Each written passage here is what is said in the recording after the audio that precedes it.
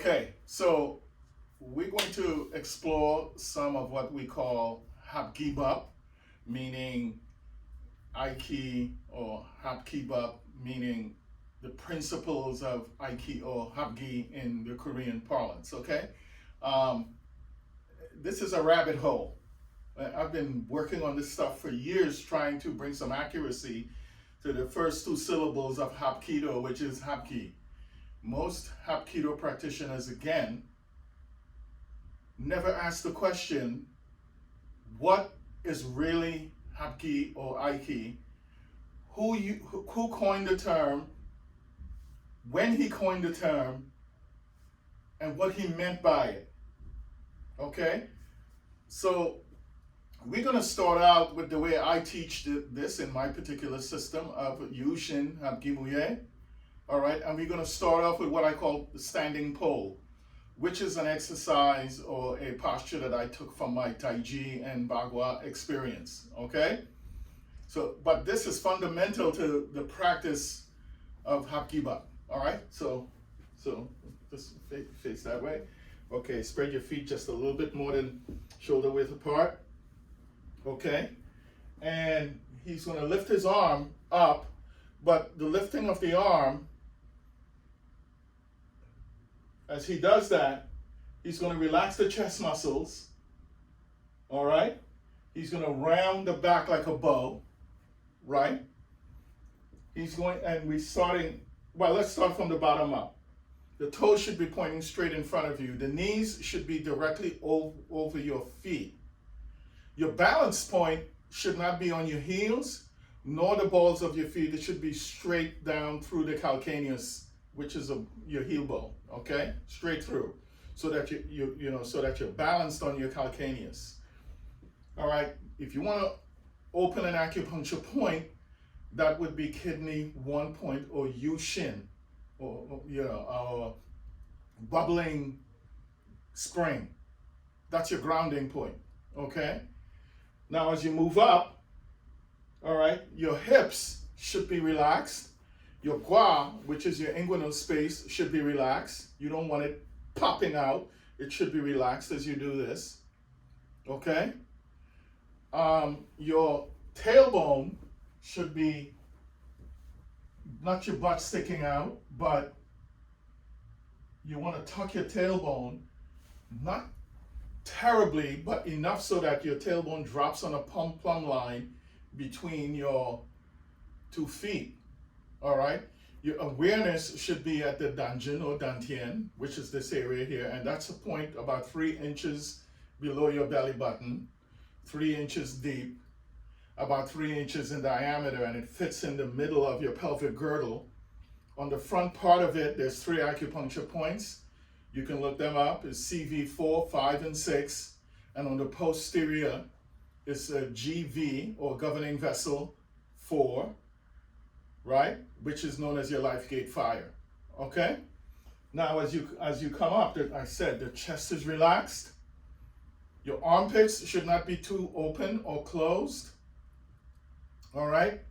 Have this feeling like you have a raw egg in your armpits, so that if you squeeze, the egg will break. If you open too much, they will fall and break as well. Right. As you move up to the arms, the wrist should be just about shoulder level. Your hands are relaxed. It's not spread or it's not tight. It's just simply relaxed, like you're hugging a tree. All right? And your elbows should be suspended as though you have buckets of water hanging from your elbows. Okay? As you go up, your neck should be relaxed, but your chin is slightly tucked. Your chin shouldn't be sticking out or straining. It should be slightly tucked. And tucking the chin unifies the connection between your head, your trunk, and your legs. Okay? The next thing that happens is that your tongue should be at the roof of your mouth. All right? And your head, if this is the plumb line here, it's actually a little bit more posterior, so you drop the chin just a touch so that you feel the suspension from the ceiling, like you're being suspended by a string. And so you want relaxed chest, rounded back, like that. Okay? Now, in terms of your posture, you want to feel this elongation of your spine. Okay? So it's more like you're here, but you feel this elongation of the spine. Okay? So it's a challenge to hold this position for a very long time. Most people can only tolerate maybe 3 minutes of it, and that's how long I've been talking, and you see the effect it's having on him, right? So, but at any rate, you should be able to do this for at least 3 to 5 minutes, okay? You don't want your thumb sticking out, you want your thumb to relax, okay? As well, just like that. All right? So if you can hold this posture has a ton of health benefits. If you can hold this posture for 3 to 5 minutes each day, you're doing good. You can relax your arm. Now, the thing is, when you hold this posture, like so, right? This is how it should look from the side. Not your butt sticking out, but like I said, maintaining that plumb line. Okay? When you do that, your breath should be deep in your abdomen. Now, let me explain a little bit about your breathing. Your tongue should be at the roof of your mouth. Your eyes should not be completely open. It should not be completely closed. It's almost like you're squinting a little bit, looking at like Mount Fuji in the distance. That kind of, so it kind of like reduce mental activity and distraction. Okay? When you breathe in through your nose. It's like you blowing into a big balloon, and you're filling this balloon from the bottom up. So, turn to the side. Hold the posture. So if he's breathing properly, when he takes a breath in, I should feel his back expand as well. So all around it's from the bottom up. Now that breath, face the front, that breath should go to the top of the head. This is known as governing vessel number 20, or by way 100 meetings or 100 spirit meetings. It goes to the top of the head, and then it reverses. All right? So that's your breathing. Okay, good. All right. So that's step number 1. Step number 2 is identifying something that's very important in Daitoryu or in Aikijitsu styles. Why it didn't make its way into Hapkido, I have no idea, okay? But for one thing, it's called Aiki Sage in Japanese. I framed it as HapGi, HapGi Arae. Those two basic things. It's more complicated and more nuanced than that, but that's where you start. All right? So the first part of it, if I'm facing him, if you look at my arms to my sides, my arms should never be really around my, this is my axillary line. It shouldn't be at the axillary line. It shouldn't be. If it is, all he has to do is step in and push me back, and that's it. I lose balance. Okay? If it's just in front of the axillary line, when he comes in and does that, it's not that easy to do. Okay? It's very simple. And in doing so, you want to approximate that standing pole posture. Your knees are not locked. Your knees are bent. Your gua, or your inguinal space, is relaxed. So that when he comes in and does that, he has to overcome the fact that I weigh 210 pounds and I'm really connected. So there's no way he's going to move 210 just by doing that. All right? So, but you find that often, you see this technique, move forward a little bit, this technique being done where people do this, right? So that's a whole other thing, but that shouldn't happen. If he is structured properly, yeah, there's no way I should be, right, watch what's going on down there. Yes. You see how it's It shouldn't get there, right here. This is where it should be, okay? So another imagery, and a lot of this is based on imagery and the effect it's having kinesthetically on you. It's like this kind of circle, okay? Or this kind of circle, or this kind of circle, or this kind of circle. I remember having a book many, many years ago called Aikido and the Dynamics Sphere. Well, everything about that is real, okay? It depends on your mental imagery. If he's grabbing my wrist, right, and I'm holding this image of his power going this way, it's going to be hard for him to sustain that, okay? But let's take one arm, okay?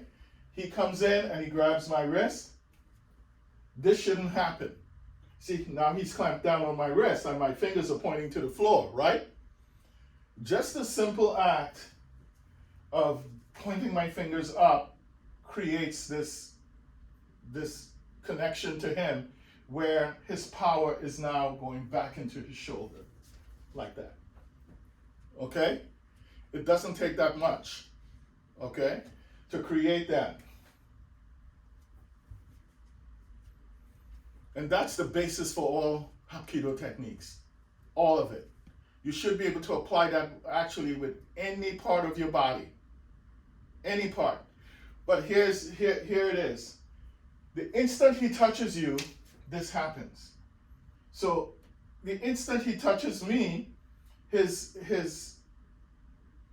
body should lose balance. He should float. I should float him like I just did. Okay? That's the first part. Now, let's assume for a second that he grabs me and he got a grip on me. There's three parts to this. 1, 2, hold on, 3. You see what it's doing to him, right? So it's, just put your arms down. So if you look at me, it's 1, 2, 3, like that. Okay, again. Now if you notice also, like I said, this thing is very nuanced. So if I seem to be all over the place, just bear with me. Now, the instant he grabs me, all right, and that should be an instant, my hand should not do this. You see that a lot in Hapkido, where wrist grab and people spread their fingers. No, that's not the way it's done. Now, okay, now, if I'm standing here in a basic sword posture, which is a triangle stance, or what they call I hand me, and the sword is in middle position, okay? If you look at my grip on the sword, if he pulls the sword out of my hand, just ease it out. That's pretty much your posture. You can put it down. So when he grabs me, he shouldn't feel any tension. If he feels this, he's going to react to it. If he grabs me and he doesn't feel anything, do you feel anything there? Yes, sir. Right, exactly. He shouldn't, because this causes a contest. And the whole thing about HapGi Bop is to absorb his energy and return it back to him, right? So there it is. It's absorbed and it's returned back to him. This might seem pretty, how should I put it? Seem pretty simple, but it takes a lot of practice to get that right. Okay? A lot of practice. Okay, the other thing about this is, another aspect of this, again, is that I have my sword in my hand. If you look at my grip, most people grip the sword from the side, like a baseball bat. That engages the wrong muscles. Okay? If you grasp the sword or the handle of the sword and simply rotate your index finger knuckle just on top of the blade, it changes the way your muscles behave. Okay? Not this, and you see people cutting like this, but that. All right? Now, this is very important, this grip. It's a graduated grip, right? So you have your pinky's 100%, your ring finger is 75%, your middle finger 50%, and your index finger barely at all, but it's relaxed around the handle of the sword. It's not sticking out like that. I see a lot of HapGi people doing that, and they call it the key finger. No, it's broke finger. Okay? So this is how it is. Now, what happens here is that your tactile sense on the sword is not a firm grip. I believe I posted a video earlier this week about the grip. If you take a paper towel roll, you know, the cardboard roller, and you hold it in your hand, you can apply this tactile kind of firm grip without crushing it. That's how you should hold this. Now, if he tries to pull this out my hand and I'm gripping the sword, it creates this, again, this contest. But if I just hold the sword with this kind of sticky, adhere to grip, go ahead. Yeah, that's what happens. See, again, right. That's how you should grip the sword. Okay. Now, how does that translate? If I grab a hold of him, if you look at his wrist, go this way. Right. It's not from the side. It's from the top, like that. So that I'm hooked into his skeletal structure where my pinky is around the piece of foam bone and my thumb is around the condyle of the radius. I'm now connected to his structure. So I can throw him very easily like that, okay? If I'm just grabbing his forearm, go ahead and get out. It doesn't take much because the muscles are sliding on each other and articulating, so that's not gonna work. But here, and it's not that stiff grip either, it's the same kind of graduated grip. He can't, you know, it's not easy for him to do that. So yes, so being able to grip properly is a very important thing, all right? But again, if I use both hands, no, go this way, I'm sorry. So once again, he grabs me, my hands are relaxed, and what I want you guys to practice doing is that here's around here, just posterior of the little finger is the fulcrum. All right? So your elbow, so this is going this way and this is going this way. All right? So this is the pattern of movement. Okay? So he grabs. So without doing much, don't worry about the stance and stuff just yet. I want you to lower your elbow, keep your shoulders relaxed, and feel the articulation here. And when your hands get in line with his outstretched arm, don't push with your arms. Push with your waist. Okay? And what is that all about? Most of us, when we are playing with each other, we manhandle each other. All right? So, front stance. Okay. So if he's in a front stance, relax. Yeah. And I push, he pushes back. But I am pushing him away from me. That's not what it is. It's, if you move this way a little bit, it's watch my waist, okay? It's this. My whole body is what's moving. I'm not stretching my arm out to move him away from me. Let me do that again. Front stance. It's not this. It's not that.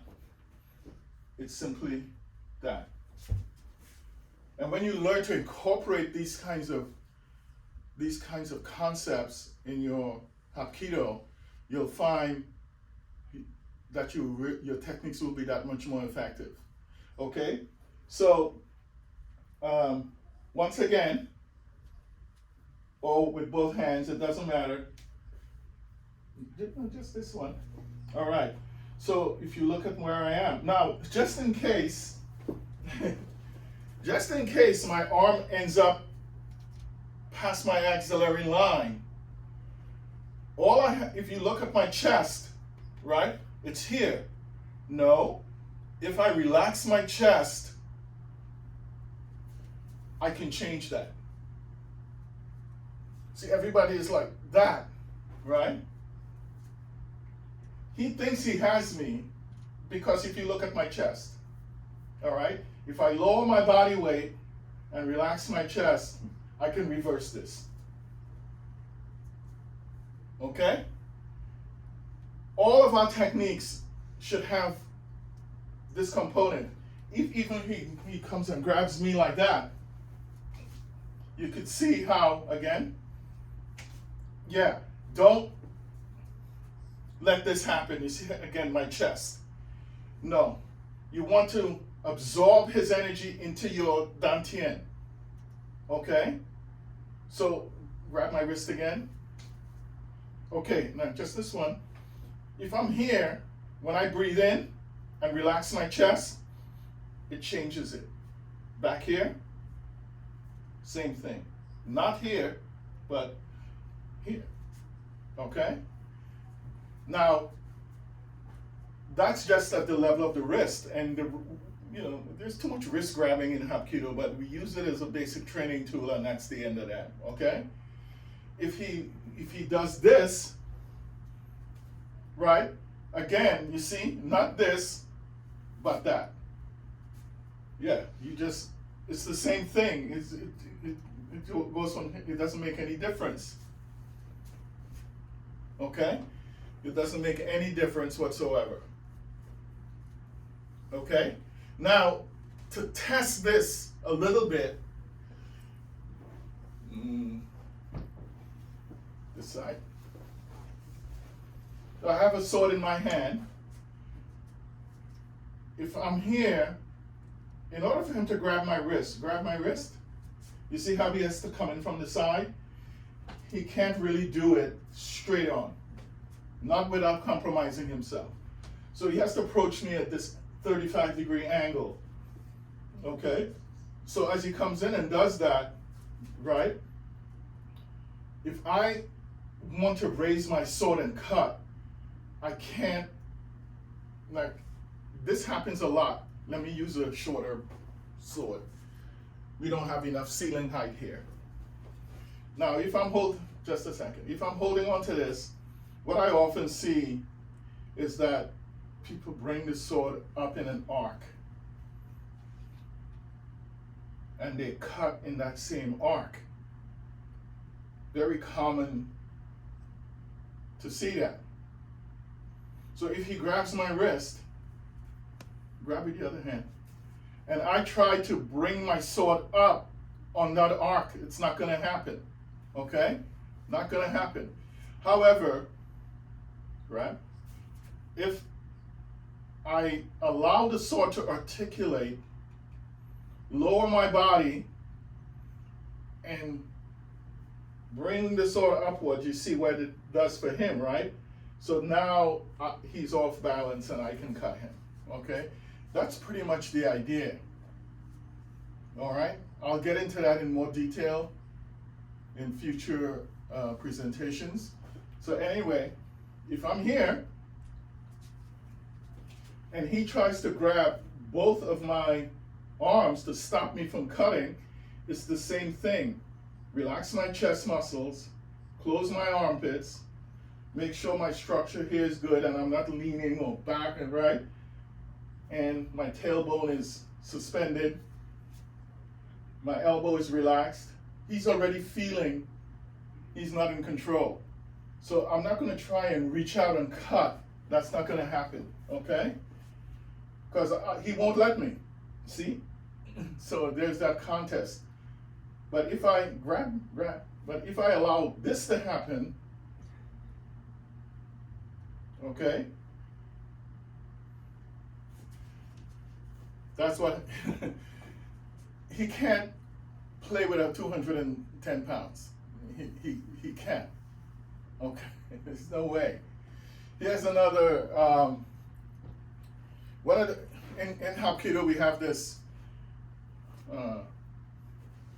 Danjun Ho Habab. Everybody does this. Danjun Ho Habab. Right? And there's various things like that. Okay? Danjun Ho Habab. But I don't see that reflected throughout the curriculum with every technique. I don't see it. Okay? Danjun Ho Habab simply means lower abdominal respiration, and that's fine. But it's everything else around it that I don't get. Okay? So, when you breathe in to your abdomen and your arm goes up, you hold that there as you breathe out. It's still, you still have this distension around you. You don't go and then, no, it's like that, okay? Because when you hold, you know, if he grabs my wrist and I'm here, if I breathe in, the arm becomes unstable. If I breathe into my dungeon, just this alone, you see how it stabilizes me? This is very basic stuff, okay? Very basic. And all of the techniques should have this orientation to it. All right? All of them should. Now, one of the key things in Danjun Ho Habab, again, is that when you extend your arm up at this curved path, okay, your knees bend. That alone is part of this whole HapGi Bop experience. It's part of the nuance of it. For instance, he grabbed with both hands. All right. So now, if he's do you feel me resisting? No. No resistance, right? So what happens now? What do you feel? Nothing. He feels nothing.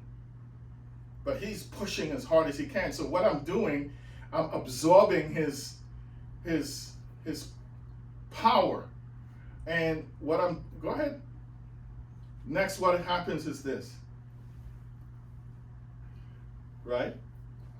I could change his orientation. We don't have any mats on the floor here. I don't want to throw him. But really, that's what that is. Okay? It's simply just lowering your body, and that same thing with a cut. With a sword cut, you know, it's like you lower your body. All right? Like that. So, let's see. It's the same thing when you hit. I can hit him, and it's just this.